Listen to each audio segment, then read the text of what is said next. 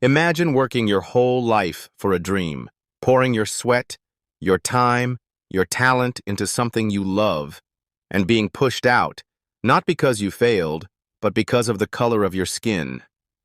Imagine being a young black athlete like Brooke Williams, a standout football player with a scholarship and a future he earned, only to face hostility, humiliation, and racism from teammates and authority figures. Now imagine this same injustice happening off the field. People being harassed, profiled, even gunned down by those meant to protect them, all because of their skin. This story isn't just about football. It's about power, privilege, and the invisible battles Black Americans face every day. Stay with me as we dive into Brooke's journey of courage, heartbreak, and the fight for dignity, because this is what justice looks like, and it will make you question how far we've really come. Let's go, Deuce! A touchdown that made his dad cheer. A moment that felt like a beginning. Money! He's 18 now, but Brooke Williams has worked for a shot at college ball since he was 5. The Plainfield native chose Aurora University, 30 minutes from home, for the field and the feel. I went on a visit. I think it's really like the culture, and I just like the facilities and the campus, really. Weeks into his first semester, he says that feeling changed and the locker room turned hostile. At first, they had made some N-word comment, and I was just like shocked and like appalled by it. And then after that, shortly, another guy said,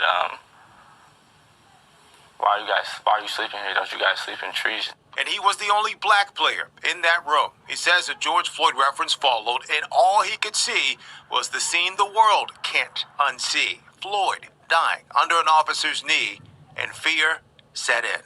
You're 6'3" saying this to a 5'7", that's intimidating. As a mother, I was devastated, to say the least. Our whole family has been affected by this. Brooke's mom, Aisha, says reporting it felt like a second fight.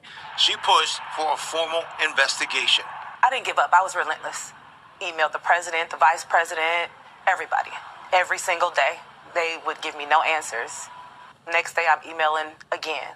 Calling to the school, emailing, even the coach. I emailed him as well. And so finally, the vice president scheduled a meeting with us, and we went and sat down with her and my husband and my son. The school's investigation found 2 players created a hostile environment based on race.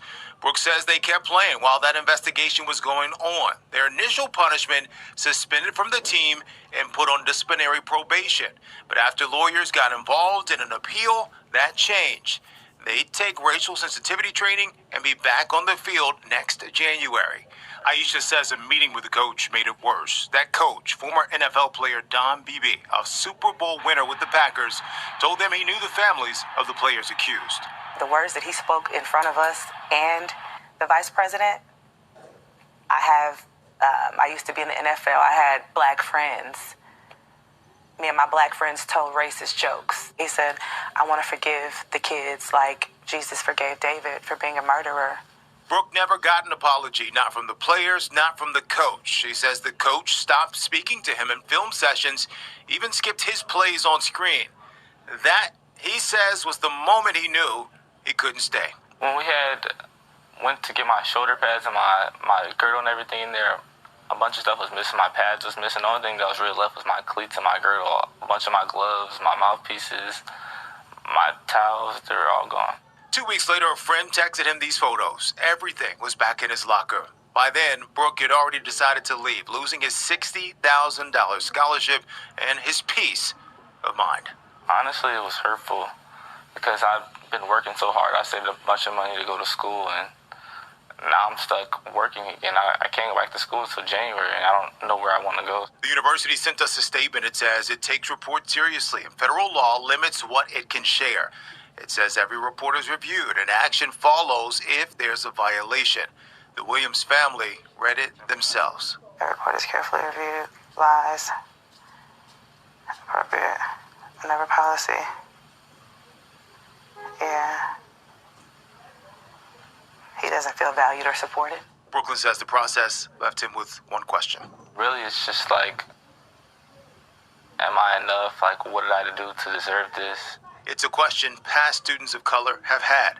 A 1987 Chicago Tribune article describes similar racial tensions at Aurora University, from KKK graffiti to fear in dorms.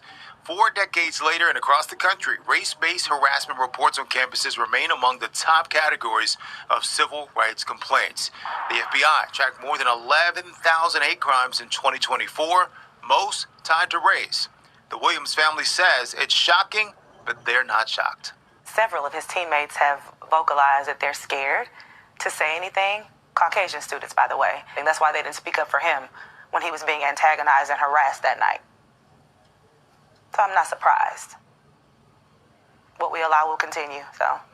For other families, this is about more than one team or one university. Experts say, ask colleges how they handle discrimination, what training teams receive, and how the school ensures safety after a report. All things Brooks' dad, Jerry, wondered. He stayed quiet, a silent support close by, until he couldn't anymore. If you could speak directly to Aurora's president and board, what would you say? Listen to this young black man. I'm not here to tell you how far to go as far as pushing or disciplining these kids, but it has to be more than just a suspension to the end of this football season or January. Now, you got these kids that went through this situation. They appealed it. What you just witnessed with Brooke Williams is not just one young man's story.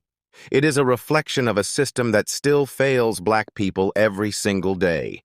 A system that punishes excellence, dedication, and dreams simply because of the color of our skin.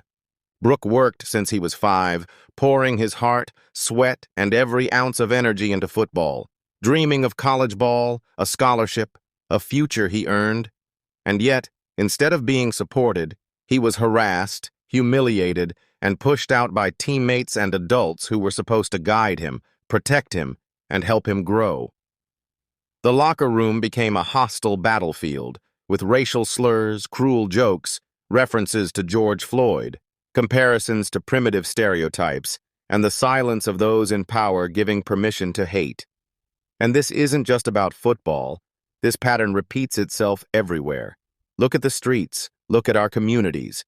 George Floyd, Breonna Taylor, Philando Castile, Tamir Rice, Daunte Wright, and countless others, gunned down, terrorized, or brutalized simply for existing in black skin. Is it a crime to be black? Sometimes it feels like the world says yes, that simply being born black puts your life, your dreams, and your safety at risk. From high school gyms to college stadiums, from city streets to courtrooms, black talent and potential are often dismissed, demeaned, or destroyed. Silence becomes complicity. Excuses become protection for the guilty. Policies meant to safeguard often serve the privileged. And while Brooks' scholarship may have been taken, his dignity and his voice remain, reminding us that courage is refusing to be erased even when systems are set against you. And yet, despite the pain, the heartbreak, the fear, the questioning of your own worth, there is a truth that cannot be stolen. Every life, every soul, every gift was created by the same God. There is a reckoning for every act of cruelty, every injustice, every abuse of power, every moment hate tries to triumph over justice, no matter the color of the oppressor or the oppressed. Brooke may have lost his scholarship, but he did not lose his voice. He did not lose his courage. He did not lose his faith that the world must and will answer for every wrong done. And neither should we. We must speak. We must act. We must hold power accountable, and we must defend black lives, black dreams, and black futures because they are sacred. No system, no person, no act of hatred can take them away without paying a price, and the world will see it. This is the reality. This is the truth. And this is the fight. Not just for Brooke Williams, not just for one athlete, but for every black life that has been disrespected, disregarded, or denied the justice they deserve. Don't just watch and move on. Speak up when you see injustice. Share this story. Start the conversation, and hold institutions accountable. Support Black athletes, Black students, and Black communities fighting to be seen, heard, and respected. Question every system that protects privilege over people. Educate yourself and others. Demand real change because silence allows hate to continue. Remember, every act of cruelty, every injustice, every abuse of power has a price. Stand on the side of justice and help make sure that price is paid. Your voice matters. Your action matters. Do not stay silent. If you believe in speaking truth to power, make sure to subscribe to the Untold Crime Chronicles, hit that like button, and leave a comment below to share your thoughts and join the conversation. Together, we can shine a light on stories that matter and make a difference.